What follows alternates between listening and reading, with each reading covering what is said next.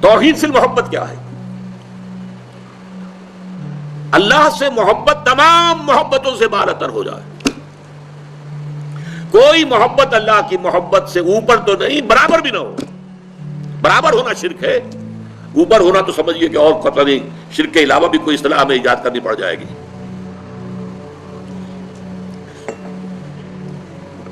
سورہ بقرہ میں فرمایا وَمِنَ النَّاسِ مَن يَتَّخِذُ مِن دُونِ اللَّهِ أَندَادًا يُحِبُّونَهُم كَحُبِّ اللَّهِ وَالَّذِينَ آمَنُوا أَشَدُّ حُبًّا لِلَّهِ. لوگوں میں سے کچھ ایسے بھی ہیں جو اللہ کے سوا کچھ ہستیوں کو محبوب بنا لیتے ہیں، اللہ کا مد مقابل بنا کر ان سے وہ محبت کرنے لگتے ہیں جو اللہ سے کرنی چاہیے تھی. وَالَّذِينَ آمَنُوا أَشَدُّ حُبًّا لِلَّهِ، اور جو واقعتاً اہل ایمان ہیں وہ شدید ترین محبت کرتے ہیں اللہ کے ساتھ. تو قرآن یہ نہیں کہتا کہ آپ والدین سے محبت نہ کریں، کرو، لیکن والدین کی محبت اللہ کی محبت کے برابر نہ ہو جائے، اس سے بڑھ نہ جائے. اولاد سے محبت کرو، اولاد کی محبت اللہ کی محبت سے بڑھ نہ جائے. دیکھیے یہ محبتوں کا امتحان ابراہیم سے اللہ نے کیسے کیسے لیا تھا. وَإِذِ ابْتَلَىٰ إِبْرَاهِيمَ رَبُّهُ بِكَلِمَاتٍ فَأَتَمَّهُنَّ قَالَ إِنِّي جَاعِلُكَ لِلنَّاسِ إِمَامًا. کیسے کیسے امتحانوں میں سے پاس ہونے کے بعد پھر وہ مرحلہ آیا کہ اللہ نے فرمایا ابراہیم میں تمہیں تمام نوع انسانی کا امام بناتا ہوں. والدین کو چھوڑا اللہ کے لیے، دربار چھوڑا اللہ کے لیے. بادشاہ کے دربار میں آنکھوں میں آنکھیں ڈال کر مناظرہ کیا کہ نہیں کیا؟ بادشاہ جو ہے وہ مرعوب نہیں کر سکا.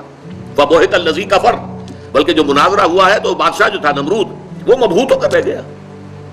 اپنی جان کو اللہ سے، اللہ کی محبت سے زیادہ نہیں سمجھا. آگ میں کود گئے کہ نہیں؟ بے خطر کود پڑا آتش نمرود میں عشق. عقل ہے محو تماشائے لبِ بام ابھی. پھر اپنے ملک کی محبت پر اللہ کی محبت کو ترجیح دی، ملک چھوڑ دیا، ہجرت کی. آخری امتحان جو لیا ہے، آخری امتحان جس سے کڑا امتحان ہو نہیں سکتا. 100 برس کی عمر میں وہ 13 برس کا بیٹا جو دعائیں مانگ مانگ کر اللہ سے لیا تھا، اکلوتا بیٹا، حکم آیا ذبح کر دو اسے. یہ ہے سب سے بڑا امتحان.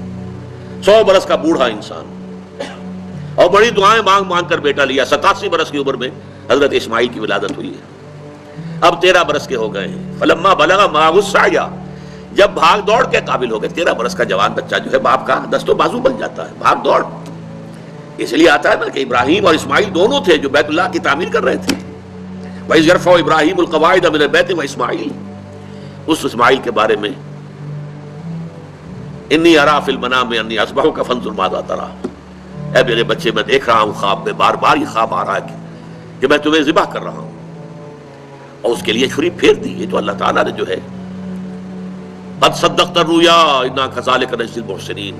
اللہ تعالیٰ نے کہا بس بس، امتحان ہمیں لینا تھا، وہ امتحان پورا ہو گیا. یہ ہے محبت، توحید فی المحبت. اللہ کی محبت تمام محبتوں سے غالب. اور اگر کوئی ایک محبت بھی آ کر آپ کے دل کے سنگھاسن پر اللہ کی محبت کے ساتھ براجمان ہو گئی، بات ساتھ کہہ رہا ہوں، اوپر نہیں، ساتھ بیٹھ گئی آپ کے دل کے تخت پر، تو یہی شرک فی المحبت ہے.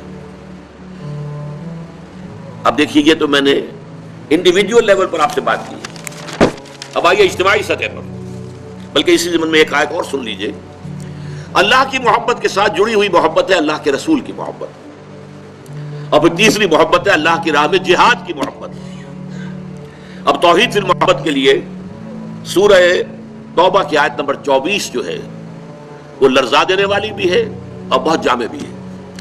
قل ان کان آباؤکم وابناؤکم واخوانکم وازواجکم وعشیرتکم واموال اقترفتموها وتجارۃ تخشون کسادها ومساکن ترضونها احب الیکم من اللہ ورسولہ وجہاد فی سبیلہ فتربصوا حتی یاتی اللہ بامرہ واللہ لا یہدی القوم الفاسقین.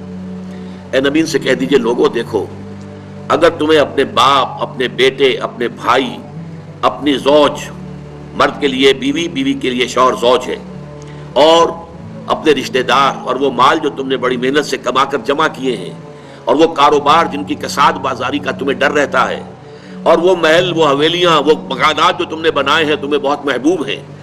اگر ان 8 چیزوں کی محبت زیادہ ہو گئی تمہارے دل میں اللہ کی محبت سے، اس کے رسول کی محبت سے، اور اس کی راہ میں جہاد کی محبت سے، تو جاؤ دفع ہو جاؤ، انتظار کرو یہاں تک کہ اللہ اپنا فیصلہ سنا دے. اور اللہ ایسے ناہنجاروں کو ہدایت نہیں دیتا. 8 محبتیں ایک پرڑے میں ڈال لیجئے. باپ کی محبت، بیٹے کی محبت، بھائی کی محبت، بیوی کی محبت، رشتہ داروں کی محبت. 5 مال کی 3 شکلیں، جائیداد، کاروبار اور کوئی نقد. 3 یہ شکلیں، 3 جمع 5 8. اور 3 محبتیں دوسرے پلڑے میں ڈالی، اللہ کی محبت، رسول کی محبت اور جہاد کی محبت. اب اگر یہ پلڑا بھاری ہے 8 والا تو جاؤ دفع ہو جاؤ. تمہارا اللہ سے کیا سروکار. اللہ ایسے ناہنجاروں کو ہدایت نہیں دیتا. سب سے پہلے یہ طے کر لو کہ ان 3 محبتوں کا پلڑا نیچے ہونا چاہیے، بھاری ہونا چاہیے ان 8 کے مقابلے میں. یہ ہے توحید فی المحبت اور یہ ہے شرک فی المحبت. لیکن اب اس کو لائیے ذرا اونچے سطح پر. وہ جو میں نے کہا انسانی معاشرہ، ریاست، اس ریاست کے لیے، معاشرے کے لیے بھی کوئی ایسی شے موجود ہونی چاہیے کہ جو اس میں رہنے والے یا اس میں شامل سب لوگوں کی محبوب شے بن جائے. یہ کامن محبت انہیں جوڑے گی، ان کے اندر اتحاد پیدا کرے گی. مثلا وطن کی محبت، وطن کی جے جے ہند، وطن کی عظمت کے گن گاؤ. قوم کی محبت، وطن پرستی، قوم پرستی، کوئی نظریہ پرستی. یہ بہت سی پرستشیں ہیں جن سے کہ لوگ پھر جڑے رہتے ہیں. نسل پرستی، لسان پرستی، زبان پرستی. یہ آج کل جو آپ کو کہتے ہیں کہ یہ لسانی عصبیتیں اور یہ نسلی عصبیتیں، یہ بلوچ نیشنلزم، یہ پختون نیشنلزم، یہ سرائکی نیشنلزم، یہ ایک اردو والا نیشنلزم، 5ویں قومیت نکلی تھی ہمارے ہاں. یہ سب کچھ کیا ہے؟ یہ جمعیت کے لیے، لوگوں کو جوڑنے کے لیے، شیرازہ بندی کے لیے، انہیں متحد رکھنے کے لیے کوئی نہ کوئی شے محبوب ہو جانی چاہیے. اس اعتبار سے اس دور کا سب سے بڑا شرک وطن پرستی ہے. لیکن پھر دیکھیے، میں بات آپ سے عرض کر رہا ہوں، علماء کرام اس کو نہیں پہچان پائے. اس کو پہچانا ہے تو علامہ اقبال نے پہچانا ہے. اس دور میں اور ہے، جام اور ہے، جم اور، ساقی نے بنا کی روش لطف و ستم اور، تہذیب کے آذر نے ترشوائے صنم اور، مسلم نے بھی تعمیر کیا اپنا حرم اور، ان تازہ خداؤں میں بڑا سب سے وطن ہے، جو پیرہن اس کا ہے وہ مذہب کا کفن ہے. نظارہ دیرینہ زمانے کو دکھا دے، اے مصطفی خاک میں اس بت کو ملا دے. یہ وطن پرستی شرک، اس دور کا سب سے بڑا شرک. نیشنلزم جو ہے وہ لوگوں کو جمع کرنے والی شے ہے. ہماری قوم، ریشیل نیشنلزم بھی ہوتا ہے، نسلی قومیت، اور آج کل نیشنلزم جو ہے وہ علاقائی ہوتا ہے، ٹیریٹوریل نیشنلزم. ایک ملک میں رہنے والے جو ہے اس کو سب ایک قوم ہے اور اپنے ملک سے محبت سب سے اوپر کر دے. یہ ہے در حقیقت علامہ اقبال نے جس کو کہا کہ وطن ایک تو ہے وطن سے محبت ہونا، وہ ٹھیک ہے، حب الوطن من الایمان حدیث ہے. گفتار نبوت میں وطن اور ہی کچھ ہے، اور گفتار سیاست میں وطن اور ہی کچھ ہے. وطن جب آتا ہے پولیٹیکل کانسیپٹ کی حیثیت سے وہ معبود بنتا ہے. اس معبود کی ایک نماز ہے.